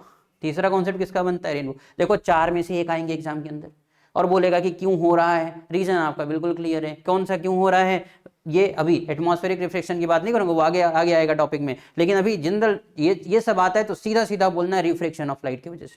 यहां तक का कॉन्सेप्ट समझ में आ गया। अब ये आंखें मैं हटाता हूं और थर्ड पॉइंट पे आता हूं। थर्ड पॉइंट है बिल्कुल सिंपल बेटा, formation of rainbow is an example of reflection of the sun rays bent through the raindrop. चलो मान लेते हैं कि यहां पर एक रेन ड्रॉप है। हालांकि ये भी एक कॉन्सेप्ट है कि रेन ड्रॉप वहां पे रुका क्यों, लेकिन फिर भी मान लेते हैं कि रेन ड्रॉप है, रुक गया है भाई, रुकना उसकी इच्छा है। इलेक्ट्रिक फील्ड जब उसके mg के इक्वल हो जाता है तो वहां पे स्काई में एक जगह पे रेन ड्रॉप ऊपर में ऐसे रुका है। और जब यहाँ पे रेन ड्रॉप इस तरीके से सर्कुलर उसमें शेप में रुका हुआ है, स्फेरिकल शेप में, तो हम मानते हैं कि यहाँ से एक व्हाइट लाइट जाता है। व्हाइट लाइट को दुनिया ना येलो लाइट को व्हाइट लाइट कहती है। यहाँ से कौन सी लाइट जाती है बेटा, येलो लाइट। अब अगर ये येलो लाइट जाता है तो हमें पता है कि इस पर एक नॉर्मल होगा, और इसका जो नॉर्मल होता है बेटा सर्कल के केस में किसी भी समय प्लेन का जो नॉर्मल होगा वो हमेशा सेंटर से होके जाएगा। वो हमेशा किससे होके जाएगा बेटा? सेंटर से, एकदम पक्की बात है। हमेशा अब नॉर्मल खींचोगे तो क्या खींचोगे? डायरेक्शन ही तो खींचोगे, और डायरेक्शन कहाँ से होके जाने वाला है? सेंटर से होके जाने वाला है। तो ये नॉर्मल चला गया बच्चा इसके सेंटर से। ये इंसिडेंट रे थी। अब ये इंसिडेंट रेस क्या कर रही है, यहां से ध्यान से सुनना, ये इंसिडेंट रेस जब इधर से इधर के तरफ में जा रही है तो अब क्योंकि ये व्हाइट लाइट है, व्हाइट लाइट यानी विजिबल रीजन की लाइट, विजिबल रीजन की लाइट जनरली कंसिस्टेड होती हैं कितने कलर से? ये कंसिस्टेड होती हैं बेटा 7 कलर से। कितने कलर से? 7। अब इसमें जो 7 कलर्स होते हैं, 7 कलर्स जो होते हैं वो कौन कौन से कलर्स होते हैं तुमको बताने की जरूरत नहीं है, तुमको बताने की जरूरत नहीं है। कौन कौन से कलर्स होते हैं बेटा? VIBGYOR, विबग्योर होते हैं। वो कौन कौन से होते हैं? विबग्योर, VIBGYOR, ये सारे कलर्स होते हैं। अब पंगा ये है ना कि अलग अलग लाइट, अलग अलग वेवलेंथ की लाइट अलग अलग डेविएशन देता है, इसको हम आगे कवर करेंगे। लेकिन तुम्हें इतना पता है कि अलग अलग लाइट जो होते हैं, अलग अलग कलर की लाइट अलग अलग वेवलेंथ रखते हैं, और अलग अलग वेवलेंथ के लाइट का डेविएशन भी अलग अलग होता है। तो जिसमें वॉयलेट जो है ये ज्यादा डेविएट होता है और रेड कम डेविएट होता है। ये सब एक ऑर्डर में डेविएशन देते हैं, और इसके डेविएशन का जो रीजन है, जो डेविएशन का रीजन है वो क्या होता है, ध्यान से समझना। बाहर में लाइट का रेयरर मीडियम है और अंदर में कैसा मीडियम मिला बेटा? डेंसर। तो अब अगर अंदर में डेंसर मीडियम मिल रहा है इसका मतलब यहीं से ये लाइट डेविएट होना स्टार्ट हो जाएगी। ये कुछ इस तरीके से आया, फिर उसके बाद में क्या आया बेटा? मान लेते हैं कुछ इस तरीके से आया। जिसका जितना ज्यादा डेविएशन होगा, जितना ज्यादा जिस तरीके का कलर है उस तरीके का डेविएशन देना ये स्टार्ट करेंगे। सबसे कम डेविएशन किसका होगा बेटा? सबसे कम डेविएशन होगा रेड कलर का। इस तरीके से यहां तक ले करके एक फॉर्मेशन होता है। अब ये फॉर्मेशन फिर यहां से बाहर के तरफ में होगा जब अवे फ्रॉम द, तो ड्रॉप के अंदर तो नहीं दिखा, लेकिन जब ये अवे फ्रॉम द नॉर्मल आते हैं बेटा तो ये अलग अलग कलर में इस तरीके से फॉर्म करते हैं। मान लिया जो रेज यहां से जा रही है, कहां से? जो रेज यहां से, ध्यान से देखो, ये नॉर्मल से तरफ मुड़ गई। मैंने कहा अलग अलग वेवलेंथ की लाइट क्या करती है? अलग अलग डेविएशन देती हैं। तो यहां से व्हाइट लाइट गई, व्हाइट लाइट 7 कलर से कंसिस्टेड था, लेकिन अलग अलग कलर के लाइट का अलग अलग डेविएशन होता है, तो ये सब डेविएट होना स्टार्ट की। और जब ये डेविएट होना स्टार्ट किया तो यहां से फिर से उसी प्रोसेस को ये रिपीट करेंगी। जो जिस कलर में था उसी कलर में वापस आएगा, बार बार कलर लेना पॉसिबल नहीं है, तो ये उसी कलर में, जिस कलर में थे उसी कलर में वापस आएगा। और वॉयलेट से लेकर के कहां तक? इंडिगो, वॉयलेट से लेकर के रेड तक का एक अरेंजमेंट बनाएगा। वॉयलेट से लेकर के रेड तक का एक अरेंजमेंट बनाएगा, और ये तुमको किस फॉर्मेट में दिखता है? रेनबो के फॉर्मेट में नीचे दिखता है। यहाँ पे TIR का कॉन्सेप्ट मत यूज करना बेटा, यहाँ पे सिंपल कॉन्सेप्ट यूज करना, किसका? रिफ्लेक्शन ऑफ लाइट का। अब इसके बाद लास्ट आता है when white light passes through the prism, same है ना, सेम थिंग हैपन। जो चीजें रेनबो के केस में हुई हैं वही सेम चीज प्रिज्म के केस में भी होती है। प्रिज्म को हम लोग ये सब अच्छे से पढ़ेंगे, रेनबो को भी अच्छे से पढ़ेंगे। अभी केवल हमें जानना है कि नॉर्मल लाइफ में किस तरीके से यूज होता है। लास्ट है बेटा, बस यहाँ पे क्लासेस जो आज का लेक्चर है कवर होने वाला है। मान लेते हैं ये एक प्रिज्म है, यहाँ से एक व्हाइट लाइट जाती है, व्हाइट लाइट यहाँ तक आने के बाद में वो अलग अलग कलर में डेविएट हो जाती है। अलग अलग कलर में डेविएट होने का इसका जो नेचर होता है वो कैसा होता है, ध्यान से देखना। यहाँ से ये रेज गई और ये ऐसे चली गई, तो सबसे ज़्यादा जो डेविएशन देता है वो कौन है बेटा? लगभग वॉयलेट कलर है। तो प्रॉपर वॉयलेट तो मिल नहीं पाए, लेकिन इस तरीके से। तो ये जो डेविएशन आ रहा है अलग अलग कलर का, अलग अलग कलर का लाइट का, अलग अलग कलर के लाइट का, तो हम लोग यहाँ पे देखते हैं येलो एक बीच में ले लेते हैं और बाकी 7 कलर, आप समझदार हैं। तो बाकी जो ये 7 कलर के अलग अलग कलर का डेविएशन होता है, ये डेविएशन भी किसकी वजह से हो रहा है? रिफ्रैक्शन के फिनोमेना की वजह से हो रहा है, क्योंकि डेविएशन को ही रिफ्रैक्शन कहते हैं। तो ये सारे जनरल केसेस हैं जो नॉर्मल लाइफ में हम और आप देखते आ रहे हैं, किसको रिफ्रैक्शन ऑफ लाइट कहते हैं। अब अगर मैं छोटी सी बात, लास्ट बात और करूं तो वो क्या है कि इनका प्रैक्टिकल एप्लीकेशन कब देखने को मिलेगा बेटा? अगली क्लास में। प्रैक्टिकल एप्लीकेशन कब देखने को मिलेगा? लेंस के चैप्टर में। ह्यूमन आईज नेचुरल लेंस की तरह बिहेव करती हैं। जब कोई डिसीज होती है उसको क्योर करने के लिए लेंसेज लगाते हैं, और लेंसेज क्या होती है? रिफ्लेक्शन के प्रिंसिपल को फॉलो करती हैं। ऑप्टिकल इंस्ट्रूमेंट जितने बनाए जाते हैं बेटा सब रिफ्लेक्शन के प्रिंसिपल को फॉलो करते हैं। यानी सब जगह पे जो भी काम होने वाला है, आगे के जो भी टॉपिक बचे हैं वो रिफ्रैक्शन के एप्लीकेशन पर ही बेस्ड हैं। और वो जो रिफ्रैक्शन के एप्लीकेशन पर बेस्ड है, एक एक बात को डीपली समझेंगे। उम्मीद है आज की क्लास भी आपको समझ में आई होगी, अच्छा लगा होगा। कुछ इन्फॉर्मेशन थोड़ा ज़्यादा थी, लेकिन कोई बात नहीं, ज़्यादा इन्फॉर्मेशन चलता है, कम इन्फॉर्मेशन नहीं चलता। तो आज की क्लास हम यहीं पे ओवर करते हैं। अगले लेक्चर में हम लोग लेकर के मिलेंगे लेंस को, और लेंस को डीपली पढ़ेंगे, और लेंस को थोड़ा सा पढ़ेंगे, और साथ साथ में रिफ्रैक्शन ऑफ लाइट से रिलेटेड कुछ क्वेश्चंस भी कर लेंगे, जो क्वेश्चंस एग्जाम के लिए इंपॉर्टेंट है, केवल उतने। तो ठीक है, तो क्लास को यहाँ पर बच्चा ओवर करते हैं, और आप लोग बड़े धैर्य से इतने देर तक बने हुए थे, इसके लिए हम आपको कहते हैं धन्यवाद। Okay, bye.